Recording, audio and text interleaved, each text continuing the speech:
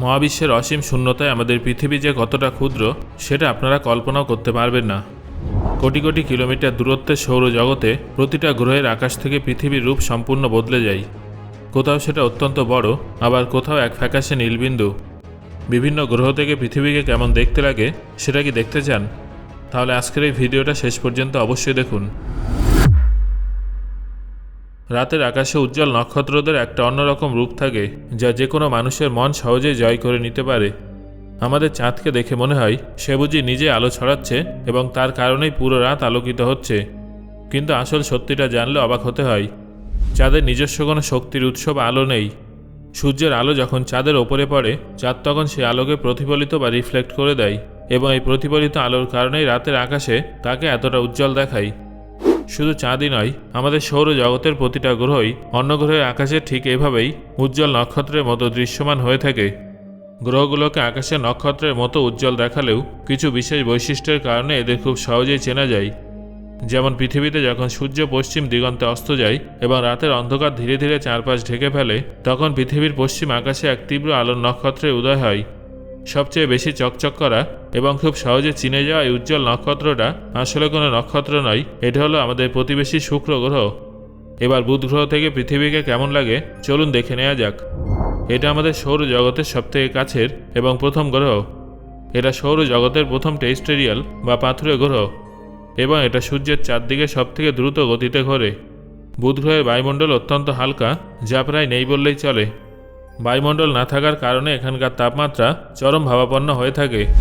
এখানকার দিনের বেলা তাপমাত্রা 427 ডিগ্রি সেলসিয়াসে পৌঁছে যায়, আবার রাতের বেলা তাপমাত্রা -173 ডিগ্রি সেলসিয়াসে নেমে যায়। বুধ গ্রহকে আরও ভালোভাবে জানার জন্য এবং একে নিয়ে গবেষণা করার উদ্দেশ্যে নাসা মেসেঞ্জার রোভার মহাকাশে লঞ্চ করেছিল। 2010 সালের 6 মে এই রোভারটি পৃথিবী এবং চাঁদের প্রথম ছবি তুলেছিল। সেই ছবিতে পৃথিবী এবং চাঁদকে এমন দুটো নক্ষত্রের মতো দেখাচ্ছিল, যারা একে অপরের খুব কাছাকাছি জ্বলজ্বল করছিল। এই দুটো নক্ষত্রের মধ্যে যেটা বড় এবং তীব্র আলো ছড়াচ্ছিল সেটা ছিল আমাদের পৃথিবী, আর অন্য ছোট আলোর বিন্দুটা ছিল আমাদের চাঁদ।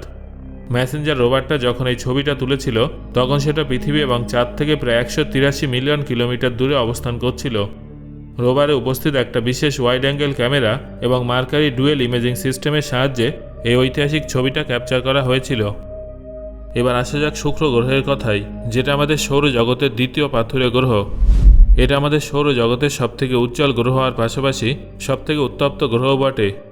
সূর্য থেকে অবস্থানের দিক থেকে দ্বিতীয় হলেও এর তাপমাত্রা বুধ গ্রহের থেকে অনেক বেশি। এর মূল কারণ হলো শুক্র গ্রহের অত্যন্ত ঘন এবং অ্যাসিডিক বায়ুমণ্ডল।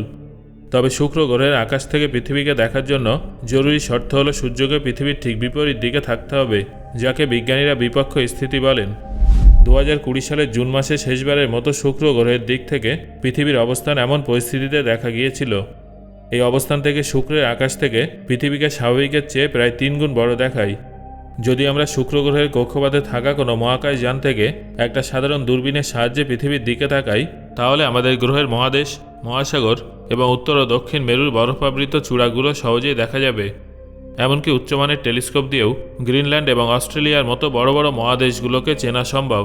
আর যদি কোনো সাধারণ দূরবীনের জায়গায় অত্যন্ত শক্তিশালী কোনো টেলিস্কোপ ব্যবহার করা হয়, তাহলে পৃথিবী সম্পর্কে আরও অনেক নিখুঁত তথ্য পাওয়া যাবে। তবে শুক্র গ্রহের পৃষ্ঠে না নেমে সরাসরি এর আকাশ দেখা সম্ভব নয়, কারণ এর ঘন বায়ুমণ্ডলের কারণে সূর্যের আলো ঠিকমতো উপরিভাগে পৌঁছতে পারে না। কিন্তু আমরা যদি শুক্রের বায়ুমণ্ডলের একদম শেষ স্তরে বা মেঘের ওপরে ভেসে থাকতে পারি, তাহলে একটা শক্তিশালী টেলিস্কোপের সাহায্যে পৃথিবীর সবথেকে বড় দ্বীপ বা হাওয়াই দ্বীপপুঞ্জকে খুব সহজেই দেখতে পাবো। শুক্র গ্রহের পর এবার নজর দেওয়া যাক মঙ্গল গ্রহের দিকে, যেটা সূর্য থেকে দূরত্বের দিক থেকে পৃথিবীর ঠিক পরেই, অর্থাৎ চতুর্থ স্থানে আছে। মঙ্গলকে সৌরজগতের শেষ টেরেস্ট্রিয়াল গ্রহ বা পাথুরে গ্রহ এবং পৃথিবীর যমজ বা দ্বিতীয় পৃথিবী হিসেবে বিবেচনা করা হয়ে থাকে। বিজ্ঞানীরা মঙ্গল গ্রহকে গভীরভাবে বোঝার জন্য প্রতিনিয়ত চেষ্টা চালিয়ে যাচ্ছেন এবং পৃথিবীর অনেক দেশই মঙ্গলে মিশন পাঠিয়েছেন, যাতে ভবিষ্যতে সেখানে মানুষের বসবাসের উপযোগী বসতি স্থাপন করা যায়। এই মিশনগুলো মঙ্গলের কক্ষপথে স্যাটেলাইট পাঠানো থেকে শুরু করে এর পৃষ্ঠে রোভার নামানো পর্যন্ত বিস্তৃত। 1971 সালের 14 নভেম্বর ম্যারিনার 9 মঙ্গলের কক্ষপথে পৌঁছানো প্রথম কৃত্রিম উপগ্রহ হিসেবে ইতিহাস গড়েছিল। তবে মঙ্গলের কক্ষপথ থেকে পৃথিবীর প্রথম চমৎকার ছবি তুলেছিল মার্স গ্লোবাল সার্ভেয়ার।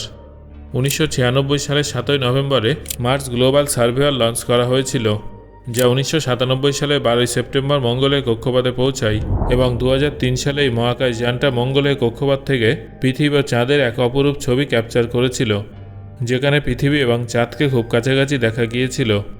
যেই সময় এই ছবিটা নেওয়া হয় তখন পৃথিবী ও মঙ্গলের মধ্যেকার দূরত্ব ছিল 139 মিলিয়ন কিলোমিটার এবং মঙ্গল থেকে চাঁদের দূরত্ব ছিল প্রায় 139.58 মিলিয়ন কিলোমিটার। এতক্ষণ যে চমৎকার দৃশ্যের কথা বলছিলাম সেটা খালি চোখে দেখার জন্য স্পেস টেলিস্কোপের প্রয়োজন হবে, কারণ কোনো মানুষ যদি টেলিস্কোপ ছাড়া মঙ্গলের আকাশ থেকে পৃথিবীর দিকে তাকায় তাহলে পৃথিবীকে একটা উজ্জ্বল নক্ষত্রের মতো লাগবে। বিভিন্ন স্পেস মিশনের সাহায্যে পৃথিবী ও চাঁদের এমন ছবি তোলা হয়েছে, যেমন 2003 সালে মার্স এক্সপ্রেস স্পেসক্রাফট কিংবা 2005 সালে লঞ্চ করা মার্স রিকনসেন্স অরবিটার। যদি মঙ্গলে পৃষ্ঠ থেকে পৃথিবীর ছবি তোলার কথা বলা হয় তাহলে কিউরিওসিটি রোভার 2014 সালে 31 জানুয়ারি একটা দুর্দান্ত ছবি তুলেছিল। সেই ছবিতে পৃথিবীকে একটা বড় উজ্জ্বল নক্ষত্রের মতো দেখাচ্ছিল এবং ঠিক তার নিচে একটা অত্যন্ত ছোট বিন্দু হিসেবে আমাদের চাঁদ দৃশ্যমান ছিল। এই ছবি তোলার সময় মঙ্গল ও পৃথিবীর দূরত্ব ছিল 160 মিলিয়ন কিলোমিটার। এইভাবে আলাদা আলাদা সময়ে এবং ভিন্ন ভিন্ন দূরত্ব থেকে পৃথিবীর এমন ছবি তোলা সত্যি এক রোমাঞ্চকর অভিজ্ঞতা। আমাদের সৌরজগতের সবথেকে সুন্দর গ্রহ হলো শনি, যার চারপাশের বলয় একে দূর থেকে একটা বিশেষ পরিচিতি দিয়েছে। বৃহস্পতির পর এটা সৌরজগতের দ্বিতীয় বৃহত্তম গ্যাস জায়ান্ট গ্রহ, যা সূর্যের চারদিকে প্রদক্ষিণ করছে। 2013 সালে 19 জুলাই শনি গ্রহ থেকে পৃথিবীর একটা ঐতিহাসিক ছবি তোলা হয়েছিল। সেই সময় পৃথিবী এবং শনির মধ্যেকার দূরত্ব ছিল 898 মিলিয়ন কিলোমিটার। শনি থেকে তোলা সেই ছবিতে পৃথিবীকে বিখ্যাত বলয়ের নিচে একটা অতি ক্ষুদ্র ব্লু ডটের মতো দেখাচ্ছিল এবং ঠিক তার পাশে অত্যন্ত ছোট ডট পয়েন্ট হিসেবে আমাদের চাঁদ অবস্থান করছিল, যা এই ছবিতে পরিষ্কারভাবে ফুটে ওঠে। এবার আমাদের সৌরজগতের শেষ গ্রহ নেপচুনের দিকে নজর রাখব। সূর্য থেকে এটা এত দূরে অবস্থিত যে সেখানে খুবই সামান্য সূর্যের আলো পৌঁছায়। আলো কম পৌঁছানোর কারণে সেখানকার তাপমাত্রা অত্যন্ত কম এবং পুরো গ্রহটা বরফে ঢাকা। নাসার বিজ্ঞানীদের পাঠানো ভয়েজার 1 মিশনের সাহায্যে আমাদের সৌরজগতের একটা সামগ্রিক প্যানোরামিক ছবি তোলার চেষ্টা করা হয়েছিল। বিজ্ঞানীরা ওই মিশনের ক্যামেরার সাহায্যে সৌরজগতের 60খানা ফ্রেমের ছবি তুলেছিলেন।